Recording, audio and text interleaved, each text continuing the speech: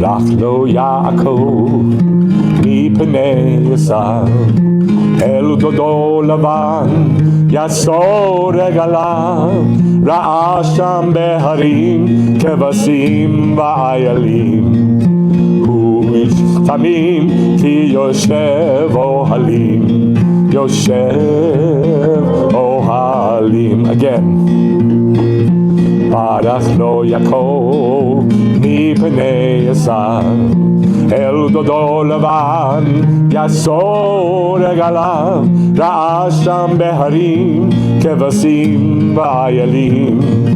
כי הוא איש תמים כי יושב אוהלים, יושב אוהלים.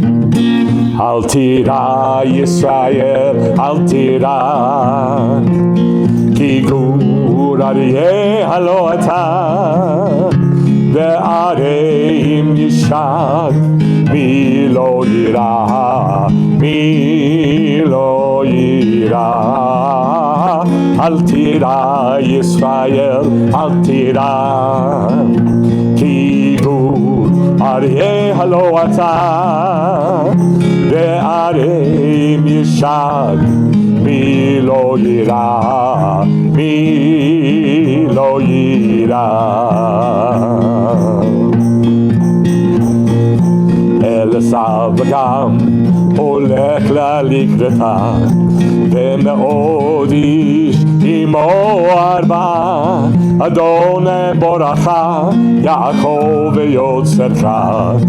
אל תירג אל תחק, קראתי שמך ושמך. כן, אסב גם הולך לקראתך, ומאוד איש עמו ארבע, אדון ברכה יעקב ויוצרך. אל תירג אל תחק, קראתי שמך ושמך. אל תירא ישראל, אל תירא, כי גור אריה הלא אתה, וערים ישק, מי לא יירא, מי לא יירא. אל תירא ישראל, אל תירא, כי גור אריה הלא אתה, וערים ישק, מי לא יירא, מי לא יירא. אל תירא ישראל, אל תירא, כי גור אריה הלא אתה, וערים ישק, מי לא יירא, מי לא יירא. אל תירא ישראל, אל תירא, כי גור אריה הלא אתה, וערים ישק, מי לא יירא, מי לא יירא, מי לא יירא.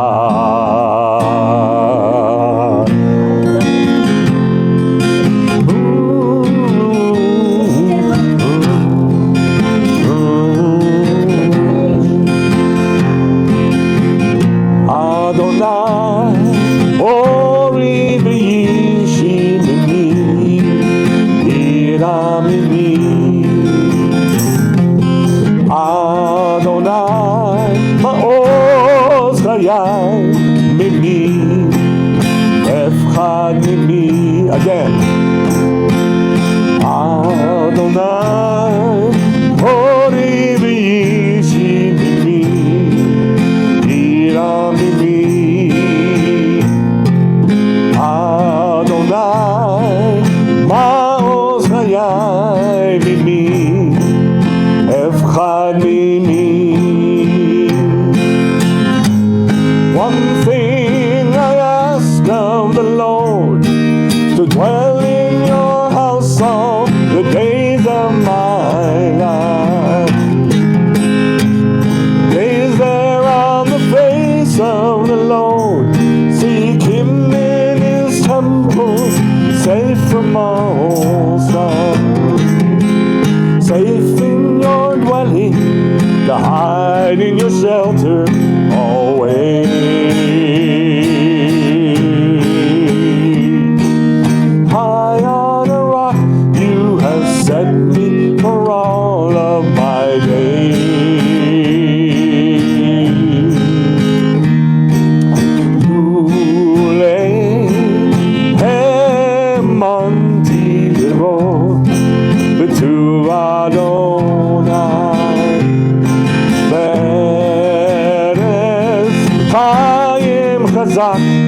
Nekaveh El Adonai. Again. Lulehem Antilero Betuv Adonai.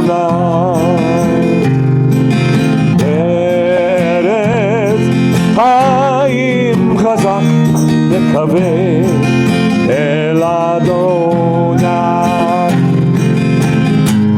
One thing I ask of the Lord, to dwell in your house all the days of my life. Days there on the face of the Lord, seek him in his temple, safe from all strife. Safe in your dwelling, to hide in your shelter always.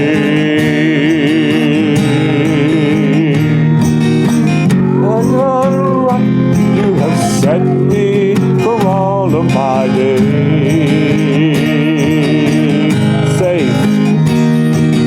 Safe in your dwelling, to hide in your shelter always.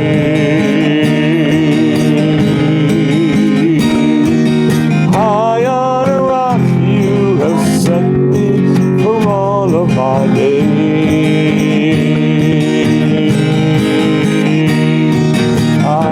Adonai, oh, in the sea, see me, ira me, Adonai, ma'oz chayai me, lefchad me. One thing I ask of the Lord, to dwell in your house all the days of my life. Days there on the face of the Lord, seek him in his temple, safe from all strife. Safe in the dwelling, to hide in the shelter always. High on a rock you have set me for all of my days. Safe in your dwelling, to hide in your shelter always.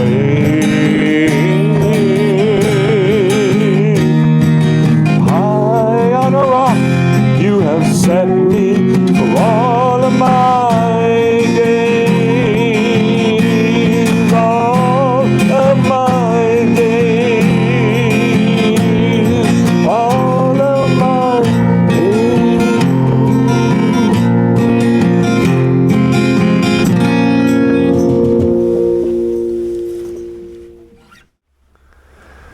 Shabbat Shalom.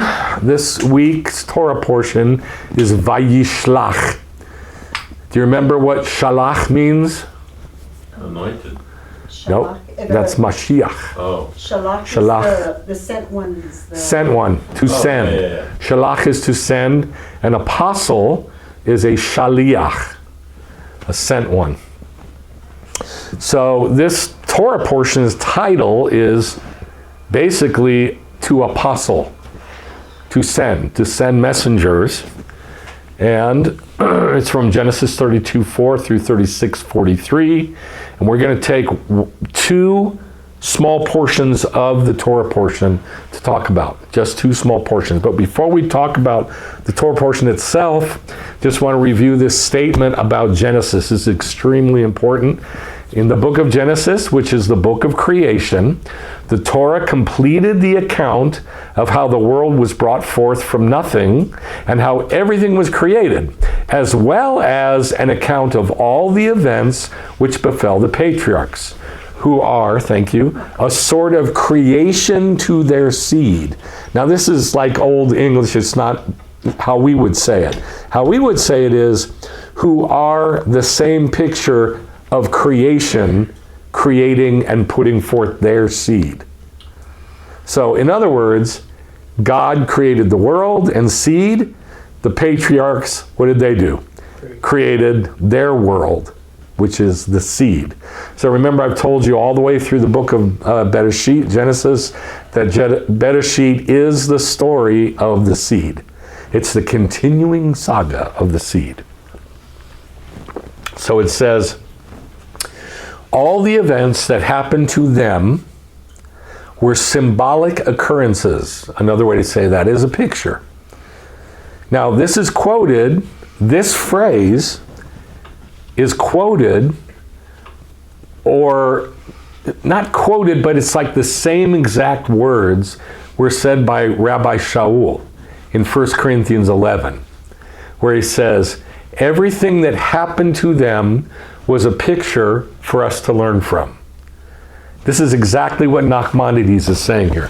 He's saying that all the events that happened to them were symbolic occurrences, indicating and foretelling all that was destined to come upon their seed. So why did Shaul say this? Because this is Jewish doctrine. Always was Jewish doctrine. That every single thing that happened in the Torah, why did it happen? To reflect what's going to happen in the future. Again. Do you understand what I'm saying? Okay. All that was destined to come upon their seed. Now, it doesn't mean it's going to happen to everybody. It's only going to happen to who? The seed. The seed. The seed, the Jews. So it's picture on top of picture on top of picture on top of picture over and over again, but only to Israel. And this was ancient Jewish doctrine. So the title of the teaching is Jacob, Esav, and the 400. Jacob, Esav, and the 400. Genesis 32, 3 through 7 says, then Jacob sent angels.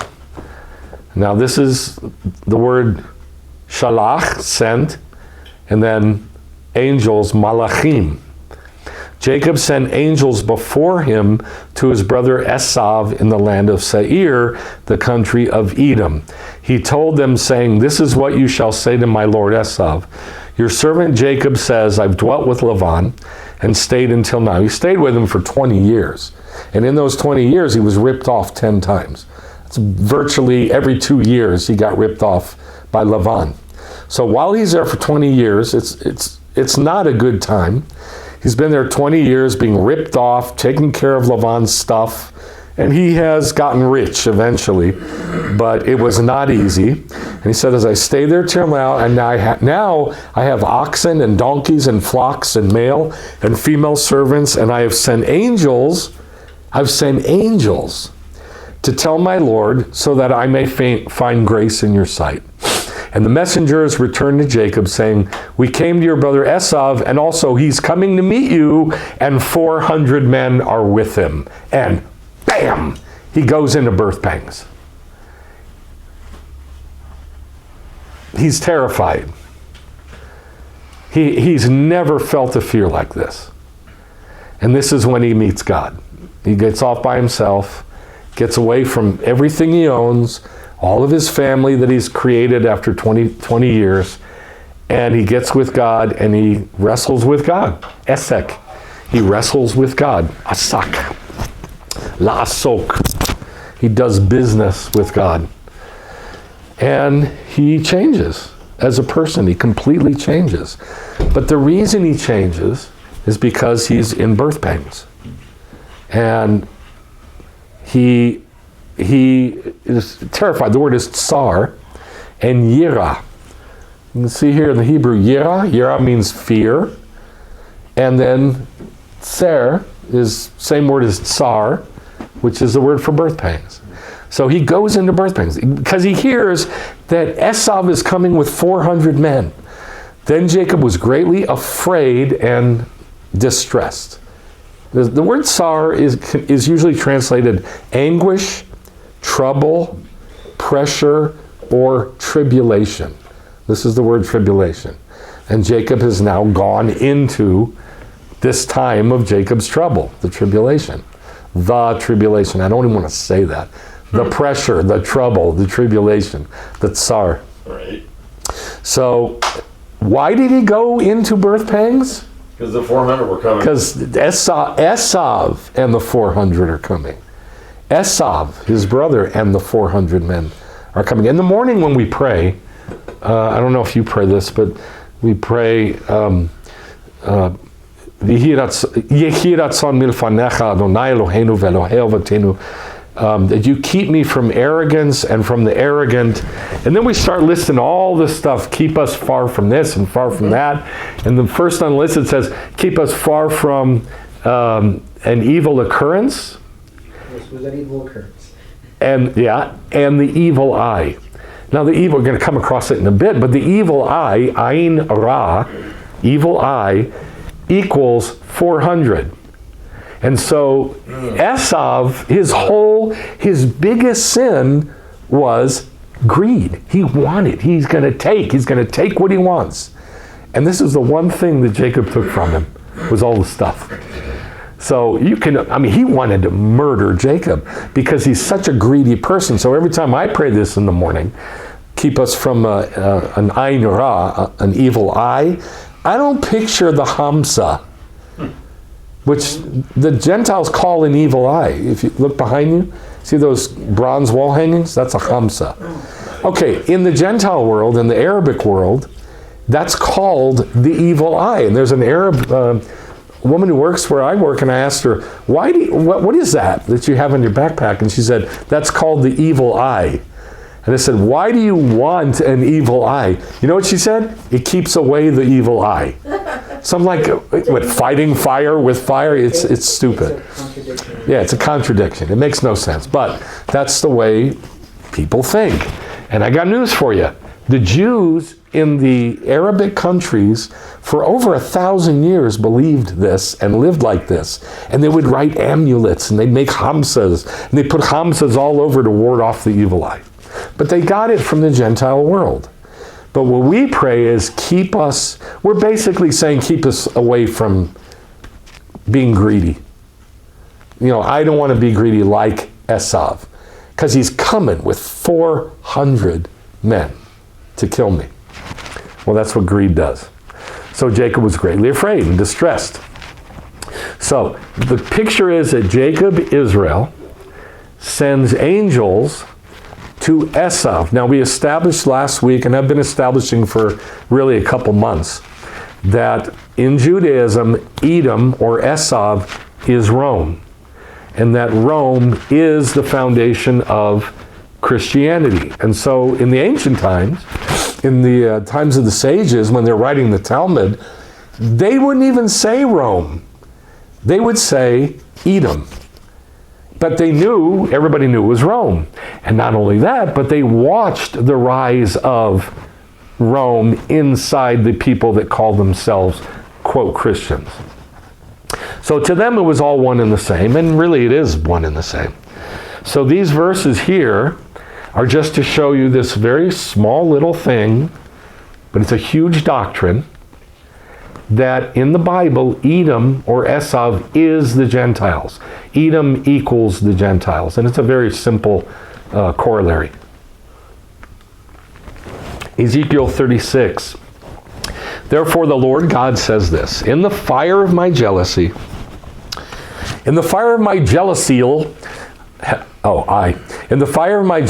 I have spoken against the rest of the Gentiles and against all Edom. Now where it says and, this is Hebrew parallelism. This is poetry. It doesn't mean in addition to. It's like Becca is my firstborn and the daughter of my heart. Is that like somebody else? Is the first phrase somebody else from the second phrase? This is how Jewish poetry works. So therefore, what it's saying is that the rest of the Gentiles is Edom. It's like a corollary. It's an equal. We'll see it again. Who appropriated my land for themselves as a possession. And then after that it says they will be possessed. The Gentiles, all of Edom. Obadiah 15, the whole book is against Edom. And it says in verse 15, for the day of the Lord is near for all the nations. Just as you have done it, it will be done. Who is this against? Edom. And he calls it all of the nations. Amos 9, in that day, in the kingdom, I will raise up the fallen sukkah of David, wall up its gaps and repair its ruins and rebuild it as in days of old, so that Israel, will possess the remnant of Edom, all the Gentiles called by my name. So here, the remnant of Edom is all the Gentiles called by God's name. Therefore, Edom equals the Gentile. And this is quoted in Acts. This very verse is quoted in Acts to prove the same point. Yeah, it settled an argument. Yes, it settled an argument. Simeon has described how God first showed he was taking a people for his name among the Gentiles. See what it said in Amos? A people for his name. So they will possess the remnant of Edom, all the Gentiles called by his name. So it's like, okay, Simeon, he was the first one that God started showing that God was taking a people for his name from among the Gentiles. And he quotes this verse about Edom. The words of the prophets agree with this. And he quotes Amos.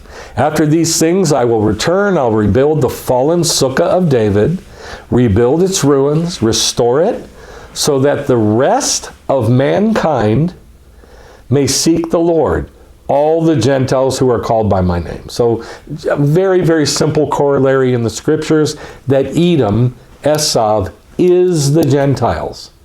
He's a picture of the Gentiles. He's a microcosm of the Gentiles. He's a representative of the Gentiles. Just like Israel, or Jacob, is a representative of Israel, the Jews. So who else is there in the world? It's Israel and the Gentiles. Okay, this is why this story of Israel and Edom, or Esav, is so incredibly important. Oh, Nephilim. The Nephilim. This is why this is so important, the story about Jacob and Esav. Why? Because that's all there is in the world. There is nobody else. There's the Jews and the Gentiles, and that's it. There's Israel and Edom, and that's it. There is nobody else. So that's why it's so important, why it's a foundational story. And these three quotes, I've gone over these so many times, but we're going to go over the bottom one. These are three there's hundreds of quotes, hundreds in Judaism, but I like these three the best because they're simple and they're concise. But they say that Rome embraced Christianity. Rome is Christianity. It's the same thing.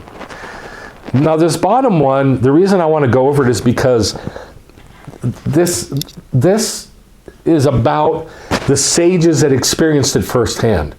And the sages that experienced believers, I guess, it's questionable, believers embracing Rome while they say they're embracing the Christ.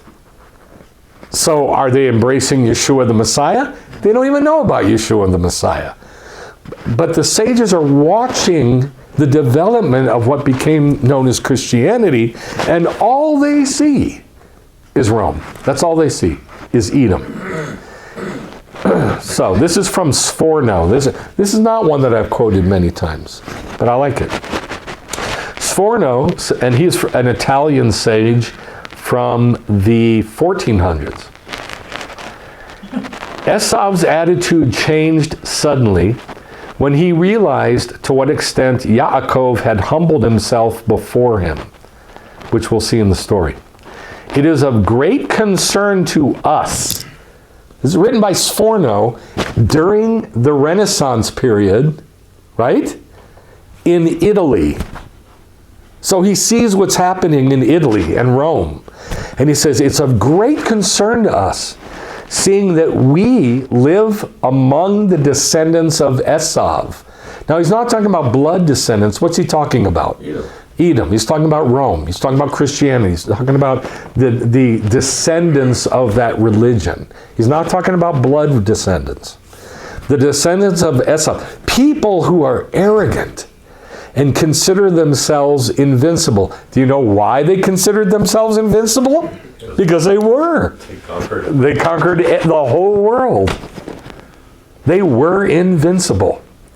And they acted like it. Yaakov's conduct with Esav teaches that the only way to escape the sword of Esav is through self-degradation, which is the opposite of arrogance. Humility. Humility to the point of, may my soul be like dust to everyone. Now that's basically what he's quoting. He's quoting the prayers in Judaism that say, bring yourself low. It's the only way to avoid this. Teaches that the only way to escape the sword of Esav is through self-degradation and bribes. Which, unfortunately, it's true. So, why am I reading this? Because it's something you do. Because it's something that's going to happen more and more. And it's, hold on just a sec. And it's going to get worse. Look at me. Like for the past, I don't know, I say 30 years, something like that, the normal response is to fight and to say, we're going to protest. We're going to write a letter to the president, a strongly worded letter. We're going to do an email. We're going to be enraged. We're going to do this. We're going to do that. And it's going to get worse. So what I'm saying is, it's time to stop that nonsense. It doesn't do any good. So we need to bribe people. Yeah. We need to bribe people. Well, that's a whole thing. I mean, like, how do you properly pay off the enemy to get your people safe? It's a whole thing. It's not as simple as it sounds. But it is to become more and more humble and quiet and low and invisible. Does that make sense? But in a way, it becomes kind of simple when you realize what you have to do, right? It's not simple at all, because as soon as you're attacked, what's the first thing that's going to happen? Well, if you're attacked by someone that perceives himself invincible. It doesn't matter. If you're attacked by anybody, anybody, for any reason whatsoever, it could be your... But here he's quoting, he says... Hold on a second. The reason he's saying this is because, remember, he's talking to Jews. Yes. That are surrounded by, I'll say it, Christians, or whatever that group was, Hellenistic people, and they're gonna get attacked in every way, shape, and form. And they've been watching this happen for about 400 years by this time. Okay. And so I'm saying that just like the first century, things are gonna now, as the day of the Lord comes, get closer to that. Then it becomes really simple again. You have to go through self-degradation and gifts. Yes, but very simple. It's not simple at all. And that's why... You know you're going to be attacked from all corners. Hold on. There's no fighting. Listen, I mean, I could right now turn it on you and show you how you're not doing it. But I'm not going to, because it's on tape. But I need you to think this out. Obviously, this is something we're not good at. It's not. All of us have been conditioned in this culture to do just the opposite. This is why we pray this every single day. May my soul be like dust to everything. Why is your soul not like dust to everybody? Because it's not. Mine isn't either. So we have to constantly work on it and push down, because these attacks and these arrogance, the arrogance of Edom is going to get stronger. We have to get smaller. And you have to understand that this is not an easy thing to do. I think what he's saying is it's a simple formula. Simple is not easy. They're different things. Is that what you're saying? It's not easy, but it is simple. Yeah, it becomes very simple. When you know you're going to be attacked from all angles and it's going to happen, there's no fight to be had. I mean, you can fight and you're still going to be crushed. Right. But if you want to live, you're going to make yourself small. You're going to make yourself invisible and make yourself as if you're not even there. Yeah, but that's not an easy thing. It's not an easy thing to do. It's it might not. be simple in theory. But Yes, try to live it it's a out. very simple theory. It's easy. It's easy to talk In about. theory, it's simple. It It's is. very difficult But to live. And by the way, the older you get, The harder it becomes. the easier it gets. The youth have a lot of energy. We've been around a long time. Older people have had their butt kicked for a long time. So it's a little, yeah, we're tired. So it's easier. But for somebody who's young, it's hard. I remember, it's really, really tough. It makes me think of what Yeshua was talking about, that one servant, when God, Yeshua says, the kingdom is going to come and he's going to give an account. Therefore, the kingdom of heaven may be compared to a king who wished to settle accounts with his servants. Yeah. And he began to settle. One was brought to him who owed 10,000 talents. And since he could not pay, his master ordered him to be sold with his wife and children. Right. So that servant fell on his face. No, wait, this is the one I'm thinking. No, it's okay. It's because there's a parallel passage, and that's one you're thinking of. But that's true. That's exactly right. It's like so that one servant went out and he diminished what the other people owed, right, to secure his future. Right, and it says basically buy the kingdom with matmon, with treasures, with money. Right. And that's basically what Sforno is saying. It's a very difficult thing to figure out how to do properly, but to use your money to buy the kingdom, to get the kingdom. And that's what that's what Jacob did. He purchased the land from Shechem. From Shechem, that's correct. Right. That's correct. Very good.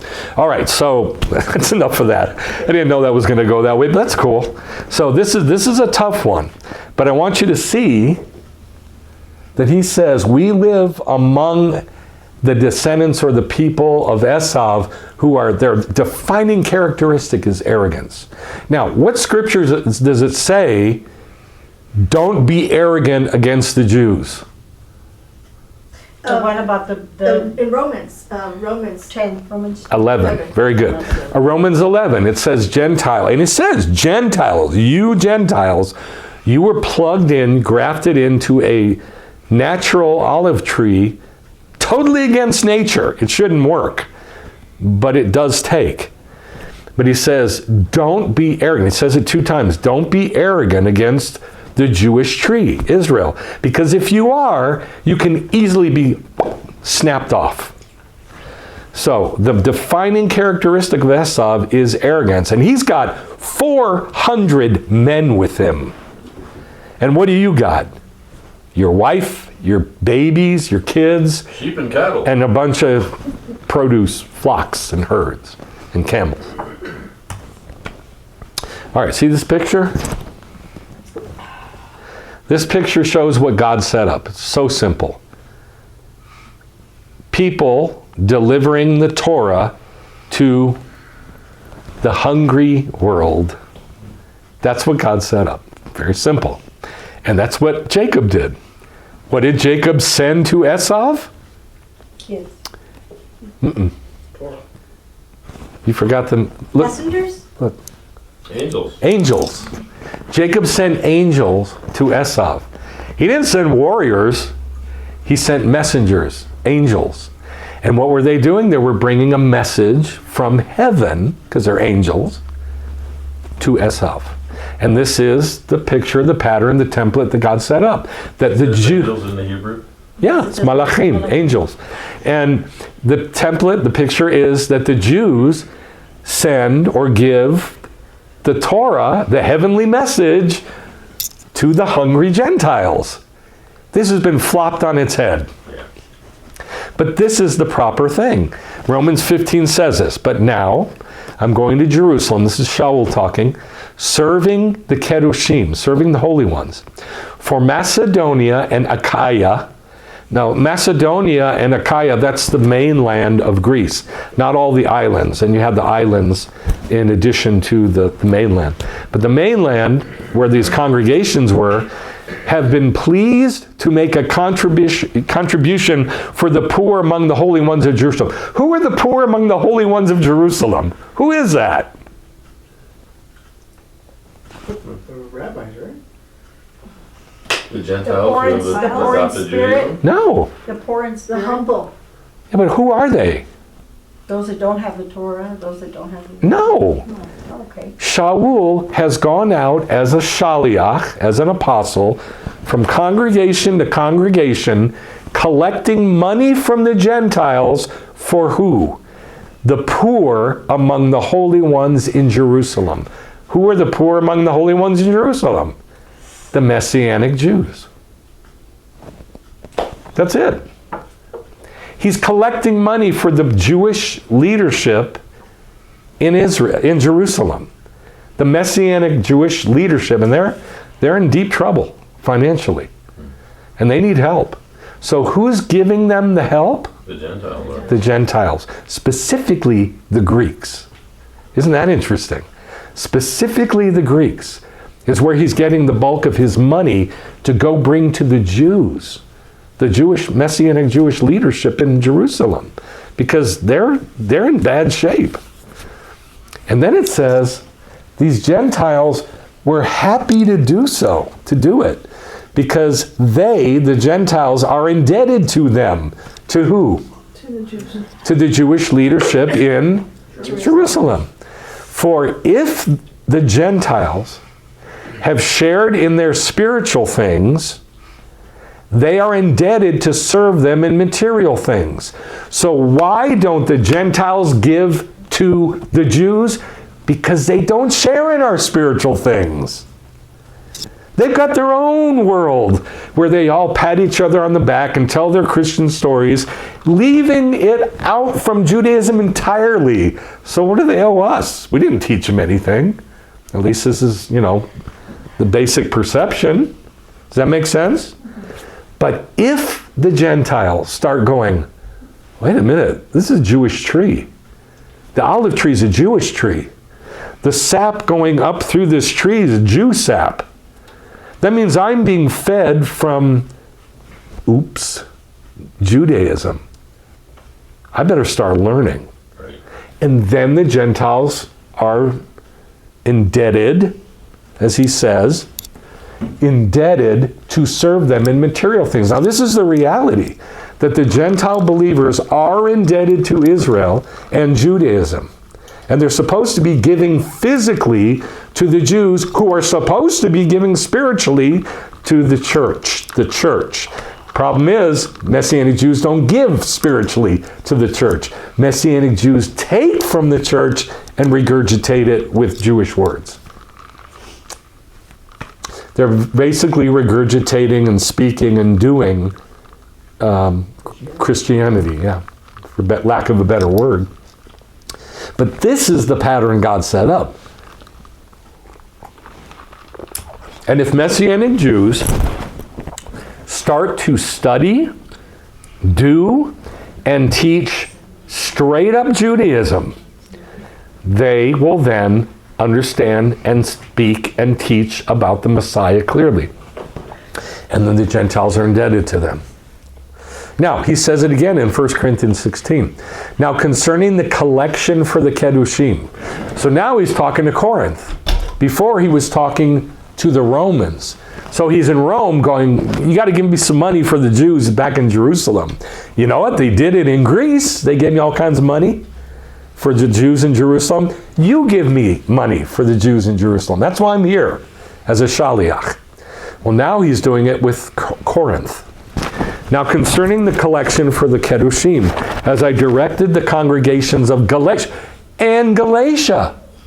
So now we got Greece, Rome, Corinth, and Galatia.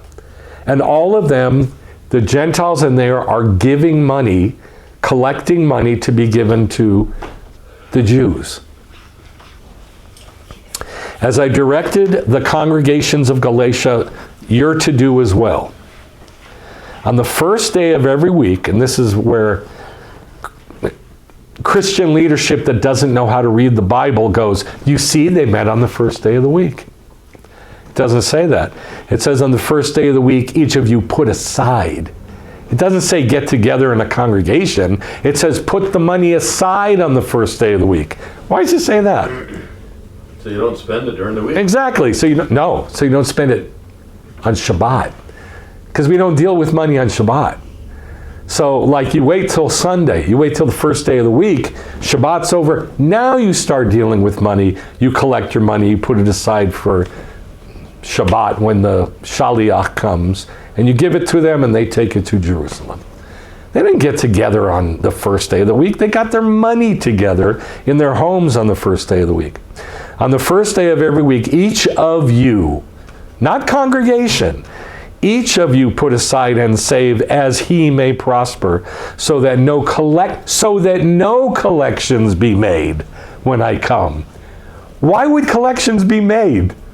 Because it hasn't been put aside. Because it hasn't been put aside. So this is not getting together on the first day of the week.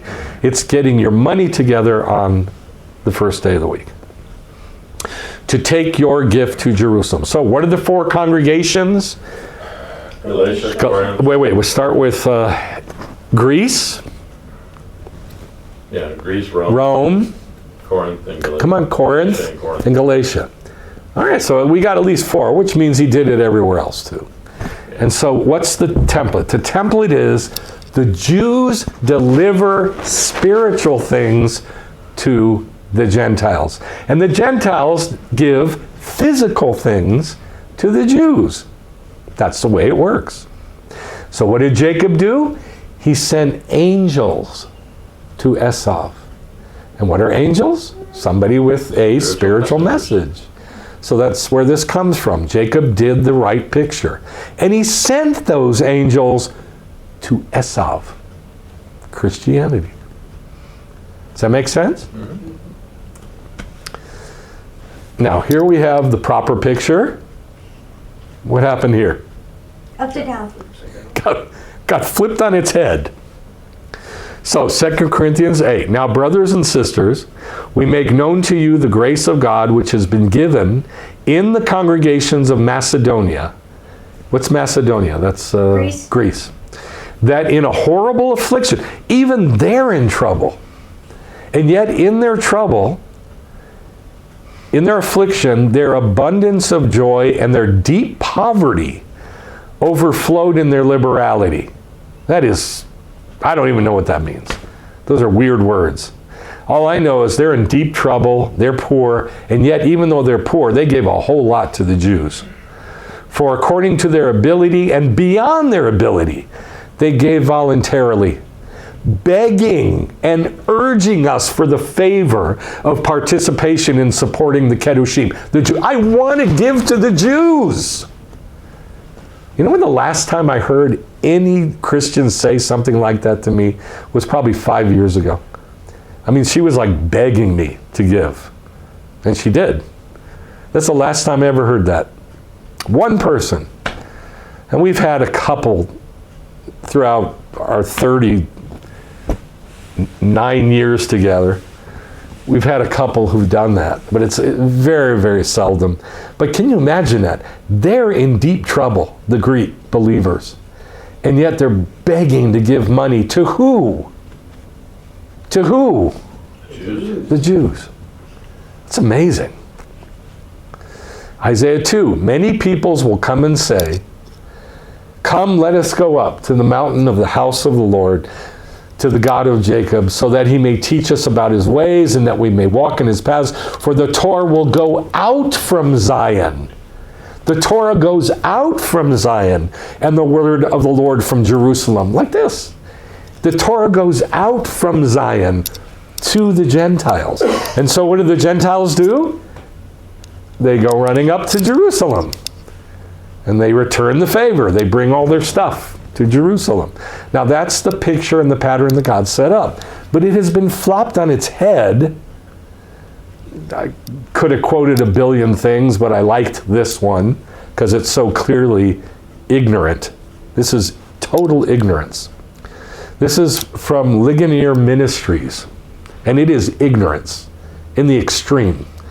At the end of his little blurbs, he does like a little 5-minute teaching on the internet. Can't remember his name.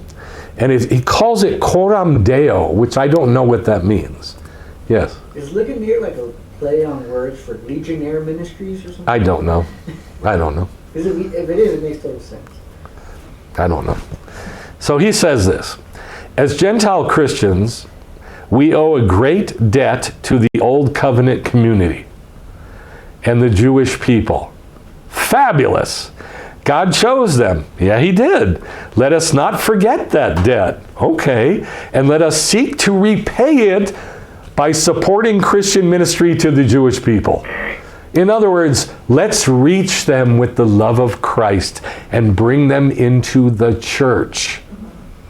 We owe it to them to correct them. Exactly. Well put. We owe it to them to correct them. How arrogant. And that's how it's always been. The reason I chose this is because it's a fantastic summation of the way it's been for 2,000 years. This is nothing new. That's the mindset. Yes. Coram Deo means before the face of God, or to live one's entire life in the presence of God. Before the face of God, to live one's life in the presence of God. So it's like the moral of his little talk at the end. So by supporting, now I got news for you. You may not believe this, but these words are agreed with by the vast majority of Messianic Judaism. Yeah. Most Messianic Jews believe this. Why? Because we have the gospel. We have the gospel and we need to give it to the Jews. And that's how we pay them back. It's just all upside down and backwards. The real thing that should happen is the Messianic Jews should learn, teach, and do Judaism. And then the Gentiles will grasp a hold of the tzitzit and say, let us go with you because we know God is with you. And here's Romans 11. Gentiles are, no. I'll just read it first.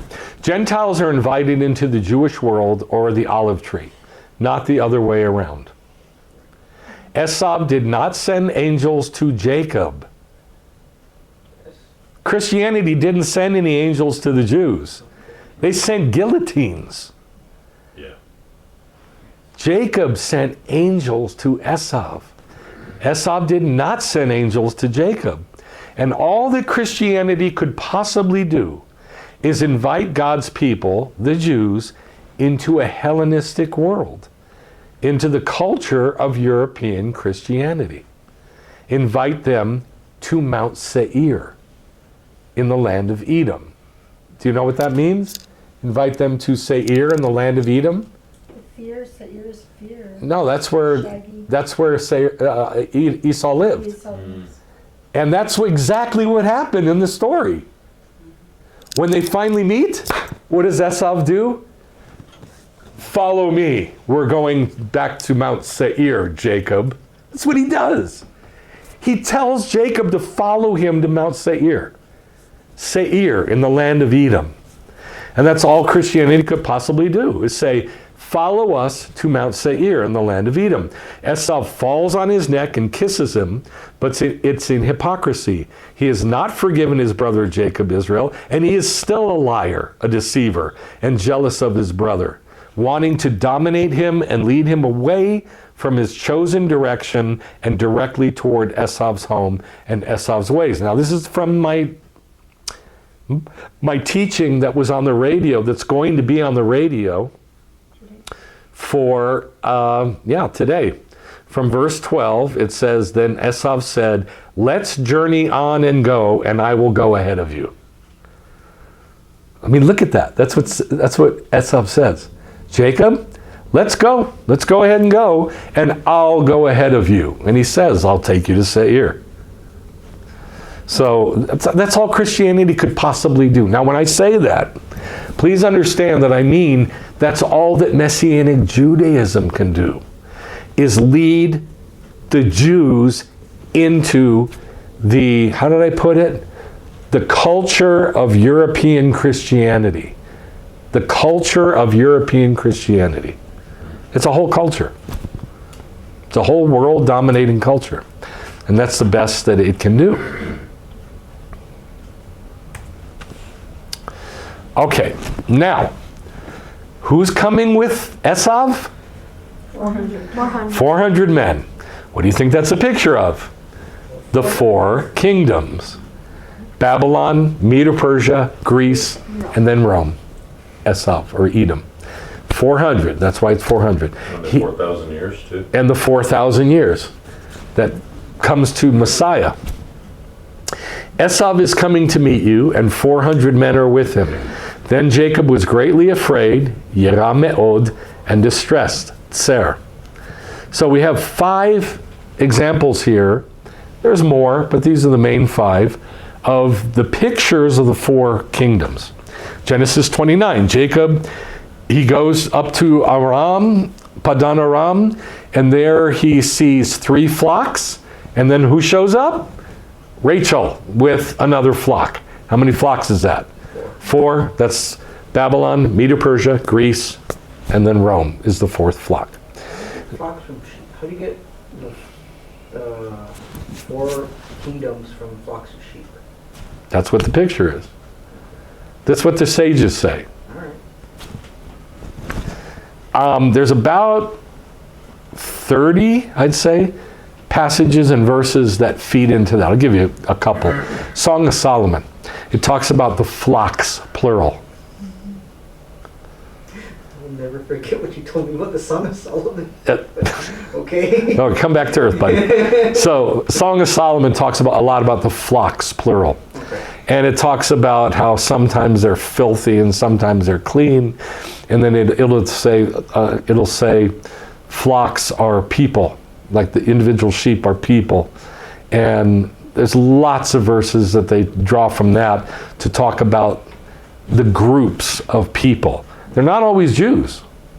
There's other flocks. There's Gentile flocks. And there's, how many Gentile flocks are there? 4. So they put it together from a lot of different sources. But these are the words of the sages. Zechariah 4, and I returned and lifted my eyes and saw there's 4 chariots coming forth from between 2 mountains of bronze. And Rashi says, mountains of bronze. Why?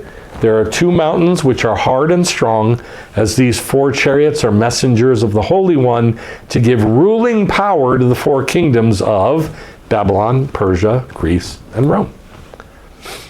Number 3, Genesis 15. This is the covenant of the halves where Abraham lays out 4 different critters. A cow, a goat, a lamb, and then turtle doves. But he doesn't cut the turtle doves.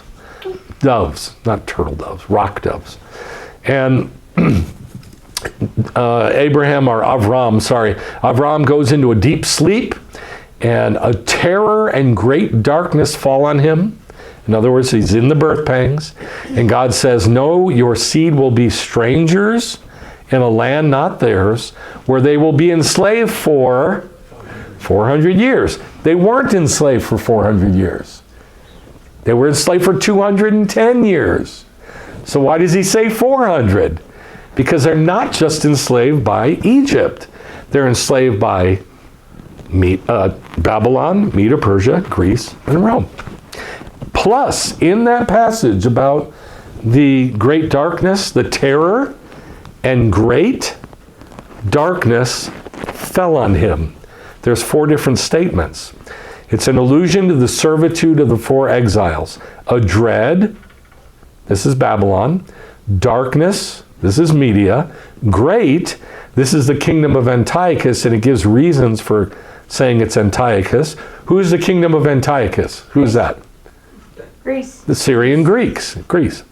And fell on him, this is Edom. Why fell on him is Edom? Anybody know? Because when the Greek kingdom fell, No, this is Rome. This is Edom. Why fell on him being Edom? there was iron above and iron below. No, that's not a bad guess, though. Just think of the words, and he fell upon him. I just keep thinking of Esther and... No, that's not a bad guess, though. Conquer, fell upon me, No. conquer. Jacob knows his brothers. It's a picture of Edom falling upon him and kissing his neck. That's it. So Jacob knows his brother's coming, right? And it says when they meet, his brother fell upon him and kissed his neck. And so that's where they're keying off of here. Or bit his neck. Well, Depending on who you, yeah. but the Hebrew says first fell upon his neck. So that's where they get Edom from. Number 4, Song of Solomon. Return, return O Shulamite, return, return, and we will envision you 4 times. Turn back is mentioned 4 times, alluding to the 4 exiles or the 4 powers, the Arba Melchiot, that subjected Bnei Israel. Who are the 4 powers?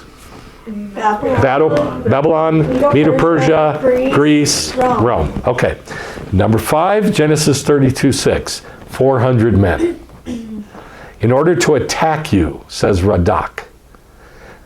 Now, it doesn't say that in the text, does it? It just says, Edom is coming with 400 men.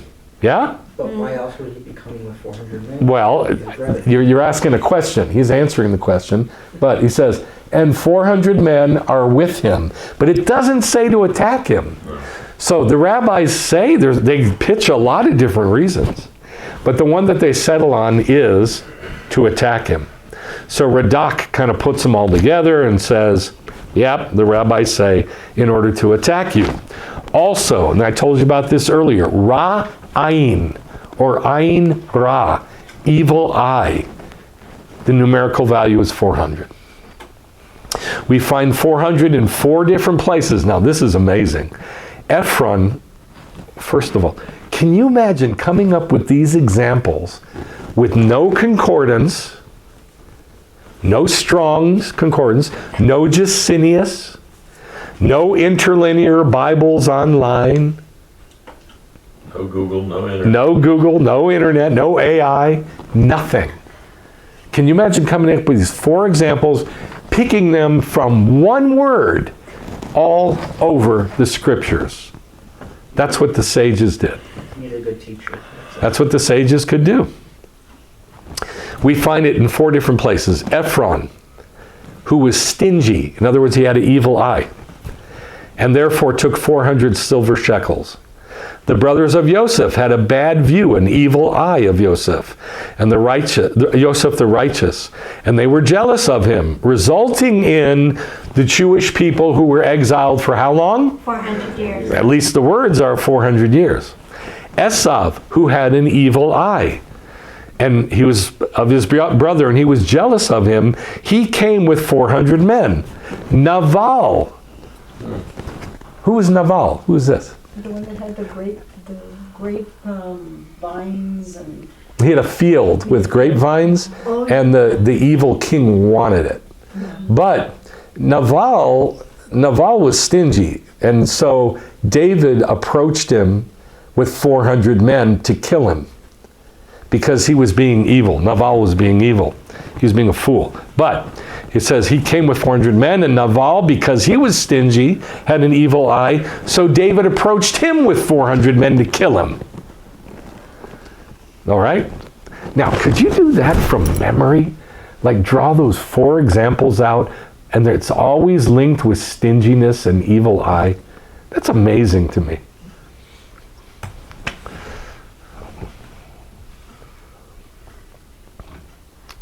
So Jacob is truly afraid.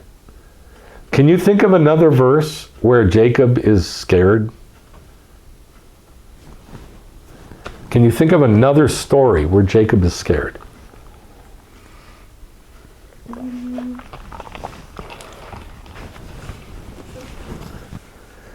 Was he? Does it say he was scared? When he's fighting the angel? Or When he's wrestling with God? It used the word fear. No, it says, and the fear of my father Isaac. That's what it says, talking about God. What about In when that he saw passage. the ladder? It doesn't say he was afraid when he saw the ladder. How about when his brother was going to kill him because he stole The birthright? the birthright and the blessing from Esav, and then Esav says, I'm going to wait till my father dies, and then I'm going to kill my brother. Well, Does it say that Jacob is scared when he flees north? Does it say he was No. scared? Well, it says that that is the first time he gives a gift, and it is because he's afraid when Eliphaz, Esau's son, comes to meet him with his 10 men. He's afraid then, and he gives a gift then. Okay, does it say he's afraid in the scriptures, in the Torah? It does not. When he flees north for his life from Esav, Right. does it say he's scared? Not like this. Like anything, does it ever say he had fear? No, it says his mother told him Go. to go. It doesn't say he's scared. I'm like, how can he go through all this and not be scared until now? This is the only passage in the whole Bible that says that Jacob is scared. Because he's coming back. Well, he's coming back, but the dude's only got 400 men. And it's his brother. And yet it's the only time that he's truly scared. And he goes into birth pangs. So, this says to me, picture on top of picture on top of picture on top of picture, that everything that happened to the to the fathers happened as an example of what's going to happen to the Jews again. So therefore, who's going to do the attacking of Israel in the day of the Lord? You. Do you see that? Uh-huh. Esav. Right? It's the only time he's ever scared. Jacob. I don't feel like I'm making the impact that this hit me with. I don't feel like I'm getting it across. There's no other scripture that says that Jacob is scared. In all the stuff he went through, until his brother is showing up with 400 men. Big deal. I mean, it's a lot, but it isn't like a whole city. But those 400 men represent 400 years. Yeah, but who cares what it represents? He's not thinking what it represents. He's thinking, my brother's come with 400 men. It doesn't even say to hurt him. We only know that from the sages. The text does not say they're coming to kill Jacob. And yet he's so scared that he goes into birth pangs. So why? As a pattern to set a template to show us what's going on here and what's going to go on in the future. What's going to go on in the future is that in the birth pangs, the one that's going to attack Jacob or come to him is Christianity. It's Hellenism. It's not the Muslims surrounding Israel with 1 billion men. It's Hellenism that's going to threaten to destroy Jacob. It's Hellenism that's going to cause Israel to go into birth pangs. Unless the pattern's going to be something different. Unless God just goes, okay, forget that pattern, let's do a different one. Let's come up with a different template. Does that make sense? So, I mean, if I'm reading this correctly, and I'm looking at the picture correctly, then what we got to do is find out when it says to Jacob, don't be afraid. Yes? Right. Because when does he become afraid? Only in the birth pangs, only because Esav is coming to it. So Isaiah 41, but you, Israel, my servant, Jacob, whom I've chosen, Al Tira, Yisrael. Don't fear, for I'm with you. Don't be afraid. So when is this? When is this? It's going to be in the birth It's pangs. got to be in the birth pang. I will help you. I am the Lord your God who takes hold of your right hand, who says, Al Tira. I will help you. Al Tira, you worm Jacob. You people Israel. You will thresh the mountains and pulverize them. You know what that means? That means they're going to grind them up, Kick butt. turn them into dust. This song that we sang, Al Tira Yisrael, Al Tira, Ki Gurari Haloata. Do you know when this was sung? This was sung during either the War for Independence in 48 or that war and 1967. This song became very popular in the 1967 war. And everybody was singing it in Israel. And so if you go online and you look on YouTube for the video of Al Tira, all you're going to see is pictures of two things. Israel's army and lions. Because that's what the song is. It's saying, don't be afraid, you're a lion. Go chew up. Isaiah 43, but now he who is your creator, Jacob, and he who formed you, Israel, Al Tirah, I have redeemed you, I've called you by name, you are mine. This is in the birth pangs. Isaiah 44:2, he who made you and formed you from the womb, he who will help you, Al Tirah Yaakov, my servant, Yeshurun, my chosen. So what I'm trying to get across to you is that Israel is going to be in the worst time they've ever been in as a nation. I mean, if the Holocaust took place during Israel being a nation, it would be like that. But there was no nation of Israel, was there? Can you imagine if there was? And World War II was going on? And all the Jews were being slaughtered? Can you imagine? That's what it's going to be like. As if World War II and the Nazis, that was going on, but there was a nation of Israel. And they're going to be hanging on by their fingertips. And then God's going to say, Al Tirah Yisrael, turn and tear the enemy to pieces. Jeremiah 30. Now Jeremiah 30, in verse 6, you know what it says? No. Woe, the day of the Lord is coming. It is the time of Jacob's trouble. And it talks about birth pangs as Jacob's trouble. And then, 3 verses later, it says this, Al Tirah Yaakov, my servant. Don't be dismayed, Israel. Behold, I'll save you from far away. In other words, bring you back to Israel. Your seed from the land of their captivity. Jacob will return and be at peace without anxiety and no one to make him afraid. And then birth pangs hit. And then God says, don't be afraid. Turn and tear him to pieces. Jeremiah 46, which is word for word what Jeremiah 30 says. Verse 28, Jacob my servant, Al Tirah, because I'm with you, for I will make a complete destruction of all the Gentiles where I've driven you. Where did God drive the Jews? Babylon, Medo-Persia, Greece, Rome. Al Tirah, I'm with you. I'll make a complete destruction of all the nations, all the Gentiles, where I've driven you. Okay, now the second thing we're going to look at is in chapter 33. Then Jacob raised his eyes and looked, and behold, Esav was coming, and 400 men with him. So he divides the children among Leah and Rachel. So how many camps does he have now? Two. And the 2 servants. Okay, there's 2 more camps. He put the servants and their children in front.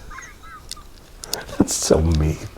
So he takes the children of Bilhah and Zilpah and says, okay, you guys go first in case, you're going to be the first one to meet the enemy. So if he wipes you out, we're in the boat, and which kid would you throw out of the boat? That's what he's saying. I'll get rid of the first 2 from Bilhah and Zilpah and their children. And then he put the servants and their children, and then Leah and her children next. Why? It's Leah. He wasn't after Leah. He was after Rachel. And so all those camps go. And Rachel and Joseph last. Why? Because that's the one he really loved. But he himself passed on ahead of them. So then he runs around in front, and he goes in front of all of them, and he bows down to the ground how many times?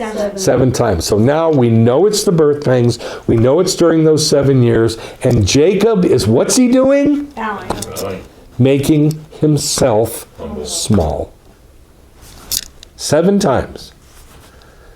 And look how he talks to his brother. He came near to his brother. Esav ran to meet him and embraced him and fell on his neck and kissed or bit him, and they wept. Then Esav said, let's journey on and go. Let's journey on and go, and I'll go on ahead of you. In other words, I will lead you where I need you to go. I'm the church. I'm going to take you Jews where you need to go. And what's his response to this? What does he do? He stays small. He goes small. And he says, well, he comes up with a bunch of excuses is what he does. And he says, I'll tell you what, let my Lord pass on ahead of his servant, and I'll proceed at the pace of the cattle and the pace of the children until I come to my Lord at Rome. I'll go. I'll get to the church eventually. I'll get there. You want me to go there? I'll get there eventually. But he just comes up with a bunch of excuses so he can extract himself from this. And then where does he go? Anybody remember? No, not Shechem. He goes somewhere before Shechem. Sukkot. Oh, yes. He goes to Sukkot and he makes Sukkot for his animals, which is why it's called Sukkot, which is in the middle of Israel. So instead of going to Seir, to the church, to Rome, to Hellenism, he makes a bunch of excuses, extracts himself, and goes to the middle of Israel, Judaism. So where it says the word kissed is dotted above each letter. Oh, I'm sorry. I was going to pull out our Torah scroll and find it, and I ran out of time. I wanted to see it in our scroll. We saw it last year. Did we? Yeah. Did we look at ours? Yeah. Oh, cool. I forgot. The word kissed is dotted above each letter in the Torah. I'm allowed to forget. Rabbi Simeon ben Elazar said, it teaches that Esav felt compassion in that moment and kissed Jacob with all his heart. Rabbi Yanai, you know what Yanai is? Greece. Yanai is Greece. So Rabbi Greece? Yeah. Well, it depends on what the word means, Yanai. Rabbi Yanai said to him, if so, why is kissed dotted? No, it teaches that Esav came not to kiss Jacob, but to bite him. Right. Teeth marks. But Jacob's neck, yeah, those are teeth marks. But Jacob's neck became like marble, and that wicked man's teeth were blunted. Hence, and they wept. Teaches that Jacob wept because of his neck, and Esav wept because of his teeth. So they're both crying. Now, why are both of these opinions kept in the Talmud? Why not get rid of the one that's wrong and keep the one that's right? They don't know which is wrong. Wrong, because they're both right. They're both a picture. And the rabbis come behind these two rabbis, Shimon ben Elazar and Yanai. They come behind them and elaborate on both ideas. Hold on. And they say they're both true. That in that moment, in just that one fleeting moment, Esav had a right heart, and he immediately changed back. Went right back to who he was. But for that one moment, the Christians said, we love you, Israel, and then they flopped. Okay. I thought it was like the opposite, well, it says he felt compassion, but he kissed him with all of his heart. I thought that he truly became evil. So it was like really cemented here that he really hated Yaakov. That's exactly right. And then the rabbis bring up 3 verses that talk about like a pot that's made out of earthenware, and it's coated in dross, in silver dross. And, you know, it's a container. Sure, it's a container, but the outside is garbage. And so it is with the heart of Esav and Rome, that, yeah, they can contain good things, but really their heart is coated with arrogance, and there's nothing you can do. It's total hypocrisy, and there's nothing you can do about it. And yeah, this sort of cemented it. Yeah, I thought about that. I'm like, but in your heart, you can really hate somebody. And I think that's what Esav thought. That's what it is. It's hypocrisy. Rabbi Shmuel Bar Nachman said this is like, oh, here it is, like a goldsmith to where they brought a coin. And it talks about a pot, and here it talks about a coin. Brought a coin, and he saw that inside the coin, it's got to be a pretty big coin. It was earthenware. And outside, the coin was gold. Later, they brought him a coin that was solid gold. And he said, the first was earthenware and was plated with gold, but this is solid gold. Similarly, the kiss that Esav kissed Jacob was only dross, as it is stated, an earthenware vessel plated with silver dross. What was its end? Burning lips and a wicked heart, which is in that verse. He didn't seek to kiss him, but rather to bite him. So, just for that one fleeting moment, there was some hope that, don't get offended when I say this, that the Christian will actually turn toward the Jew. But they never do. Never. Never. So it is, I'm telling you, it's an act of God, a miracle, that there are Gentiles who really do turn their heart toward Judaism. It's an act of God. You're going so hard up a hill that has so much water coming down. It's amazing to go against that. I am a miracle. That flow. You are a miracle. It's absolutely true. Okay, now this is also from Vayishlach, from Shabbat Shalom Radio. This is being broadcast, I guess it was broadcast this morning, and it says, it's gone on a little bit farther than what I had before. Esav falls on his neck and kisses him. It's in hypocrisy. He's not given his brother. Wanting to dominate him and lead him away from his chosen direction and directly toward Esav's home and Esav's ways. From verse 12 it says, then Esav said, let's, you and me both together, journey on and go, and I'll go ahead of you. I will lead you, Jew. Christianity, will lead you, Jew. Let's journey on and go, and I'll go ahead of you. Seir, that's the capital of Edom. That's St. Peter's Cathedral in Rome. That is where Esav has every intention of bringing Israel. Into Edom, into Mount Seir, into Christianity. Now, Eileen, you were going to say something about, you said something about Seir earlier. What were you saying? Well, Seir has to do with... If you cover your mouth, we can't hear you. Seir has to do with fear. The shaggy goat that we learned years ago had to do with fear, and it looks like a big giant goat. Shaggy goat. Shaggy goat. Yeah, Seir means hairy or shaggy hair. And the spirit of fear,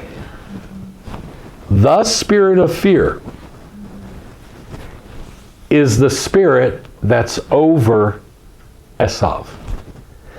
We know this because there are 3, I think, verses, Deuteronomy and Isaiah, that say, it translates it goat demons. Yeah, I was going to say. In Hebrew, it's Seirim. It means things of Seir. Seirim. Right. The things that are in Seir. And they are, it's a goat demon. It calls it goat demons. This is the spirit over Esav, over Mount Seir, which is the capital of Edom. And so I want you to understand this, that Hellenism, the way of the Greek, which is Seir, which is Edom, its primary manifestation is arrogance and pride. That you can understand, right? That's pretty simple to understand. But the thing that's motivating it and that it causes is fear. I mean, when you have somebody who's incredibly prideful, huge, what do? You cower. You get scared. You have fear. Well, the religion of Hellenism is like that. It comes off very I mean, like, you ever seen the Pope, what he wears? It's got a lot of doilies on it, like the lace doily stuff. The white part is lace doilies. Have you ever seen it? Uh-huh. Look at it next time. If he's wearing red, and the white smock thingy that's over it, and the big white sleeve things, they're full of doilies and lace work. It's very, very delicate and effeminate. I mean, look at this big, ridiculous tent we wear. Have you seen the talit of the priests and the cardinals? What is it? It's a nice little strip. It's like one little strip. And usually it's got like different colors, like there's African ones with African colors and stuff like that. There's homosexual ones with rainbow colors on it. Have you seen those? The whole inclusion initiative. Everything is beautiful. Everything is very delicate and refined and beautiful. And the architecture is very delicate and refined and beautiful, but at the same time massive. And so it is with all the parts of their religion, like St. Peter's Cathedral in Rome. Everything is so refined, but massive, gilt with gold, and impressive and kind of scary. This is how the religion of Rome works. It's very impressive and dominating because of that pride and that arrogance, and it has to stay big and in control. Now think about this. Think about how this funnels down into the culture of America, the culture of Mexico, the culture of the South of America, not South America, the South of America, the North of America, the West of America, all different variations of the same religion, Hellenism. And then you're raised in it, and I'm raised in it, and so what do? We suck parts of it into ourselves. Extracting yourself from those parts is very hard to do. But there's only one way to do it. How is that? Study Torah. Do. Not just study, but do. Do Torah. When I say that, it's implied. Okay, all right, very good. So do and study Torah. Do Torah. Because the more, like instead of wearing the beautiful little gentle what is it called? Stole. A stole. We wear these big, cumbersome, ugly things. Do Judaism. So it changes your life and it changes your thought patterns. In Romans 11, this is where it says, Gentiles, don't be arrogant against the branches. But if you're arrogant, know this. Easy to snap you off. He didn't spare the natural branches. You think he's going to spare you? Okay. I'm going to end where I ended last week. With Ephesians 2. Deja vu all over again. And then here's the part of the cover of my new book, Two Nations Are in Your Womb, the eternal struggle of Judaism and Christianity. The eternal struggle of Judaism and Christianity. And here's Yaakov, and here's Esav. So, remember, the proper pattern is Jews give the spiritual thing to who? Gentiles. The rest of the world. The rest of the world, Gentiles, Christians, Rome, Esav, any of those are correct. That's the proper pattern.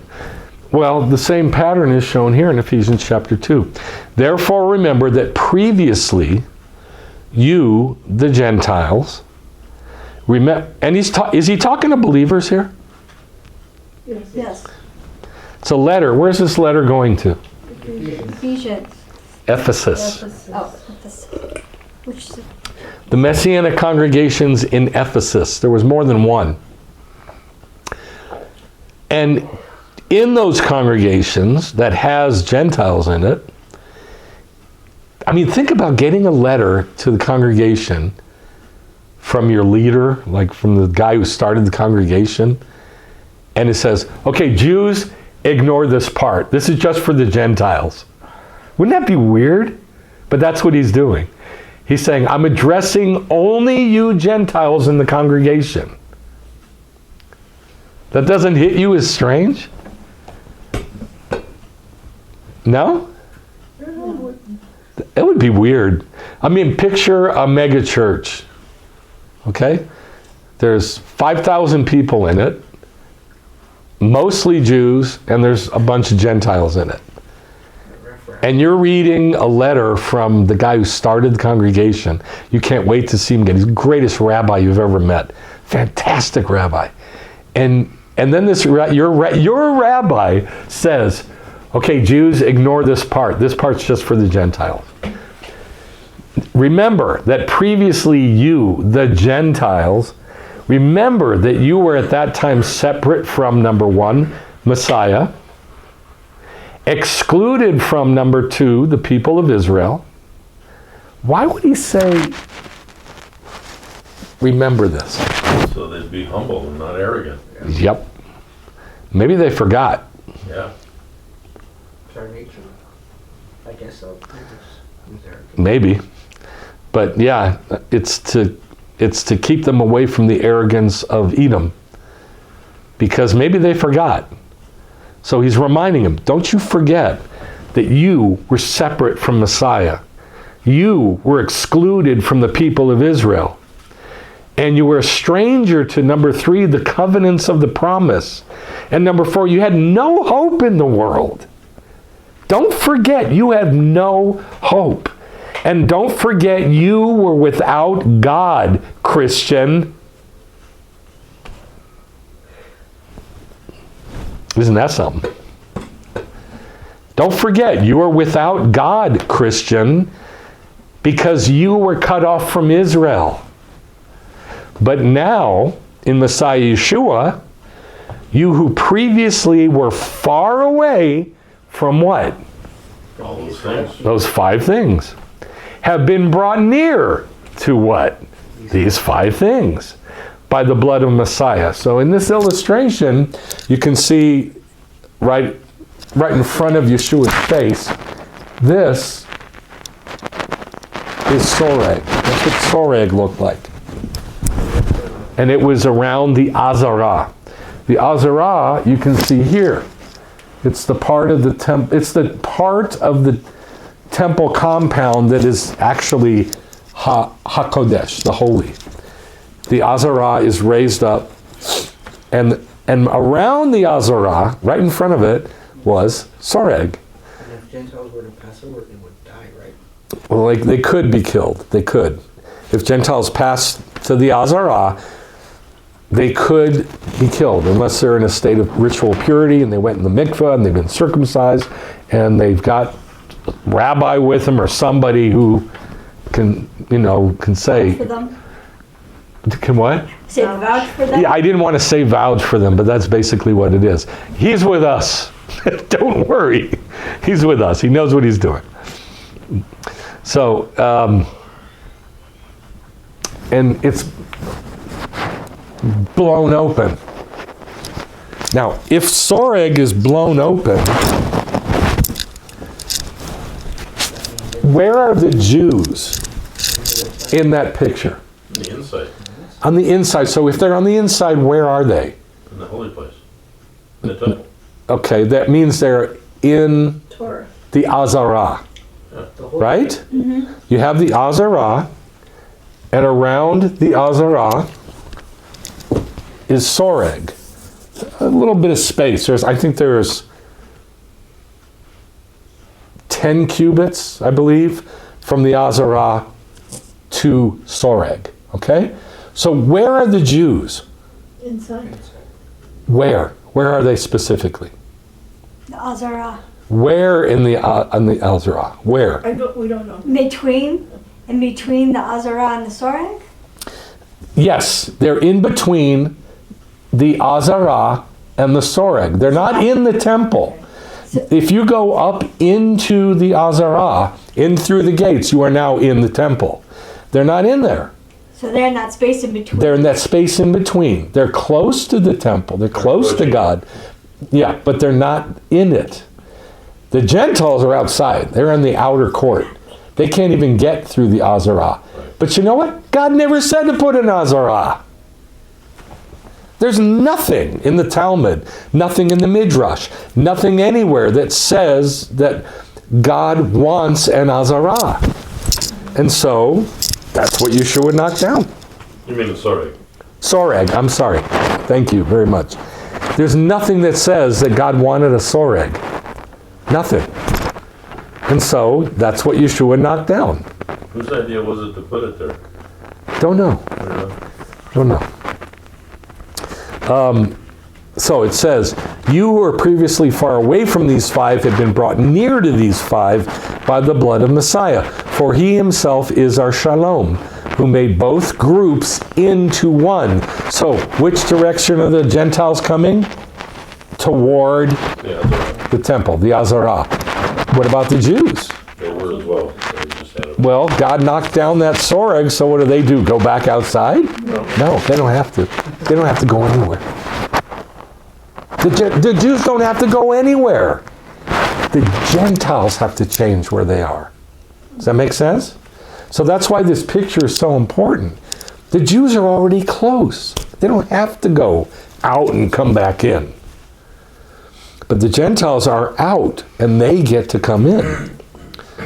For he himself is our shalom, who made both into one and broke down the barrier of the dividing wall, soreg, in the temple. All right. Pretty simple, yes? So that is the pattern. The Jews send heavenly messages to the Christians, not the other way around. Now, what do you think of Jews for Jesus?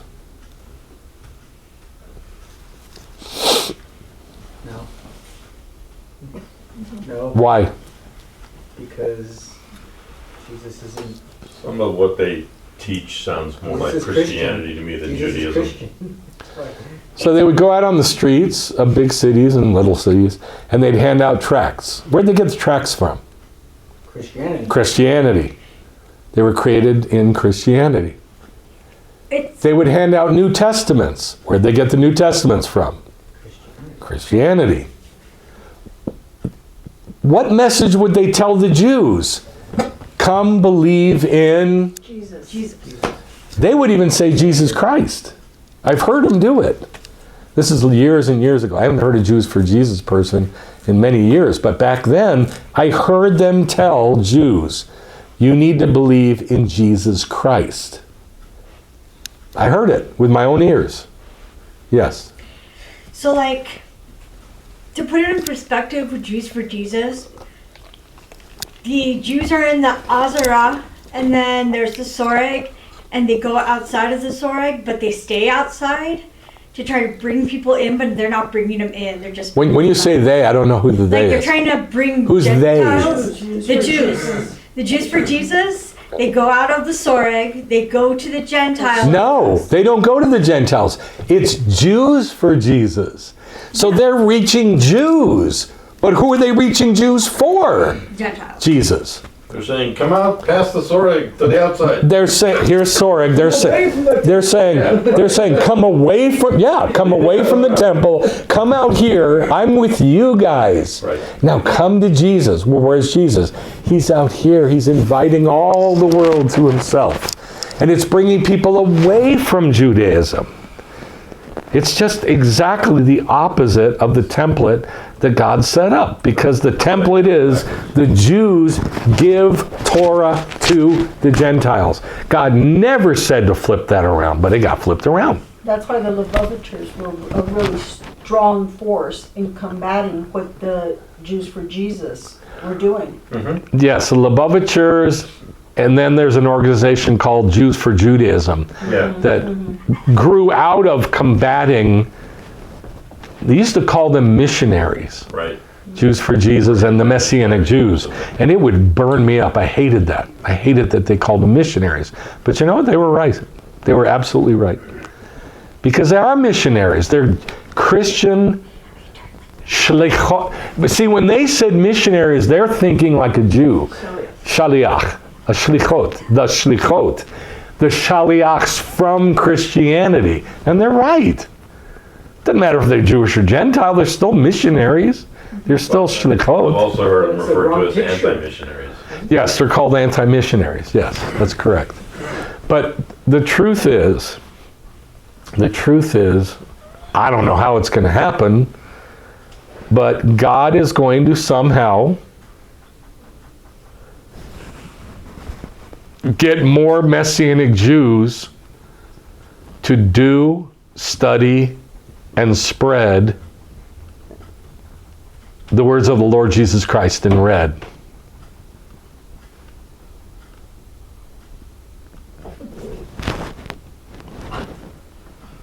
So is he going to disillusion them? Or No. illusion? Make them fall No. apart for you? Messianic Jews, there's going to be a split. And there's going to be more Messianic Jews who become more Hellenized, way more Hellenized. And all they're going to focus on is the Lord Jesus Christ, his words in red. But then at the same time, there's going to be more Jews, Messianic Jews, who focus on doing, teaching, and disseminating Torah. Just Torah. Now how that's going to happen, I don't know. But I know it's going to happen. So, like, which part of history do you want to be on is my question. It's always my question. So let's pray. Abba, I thank you for the template of Jacob sending angels to Esav.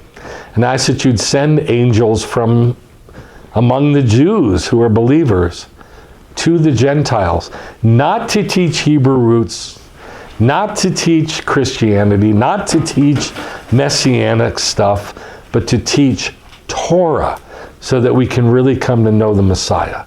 Just Torah. And I ask that you would anoint that message and that movement and that trajectory of history, that you'd anoint it and you'd spread it and you'd make it to grow and water it, put that seed in the earth, deep, protect it, and dung it, and water it, and take care of it, and make it grow up quick, like the plant that came over Jonah. In the name of Yeshua. Amen. Shabbat Shalom. Shabbat Shalom.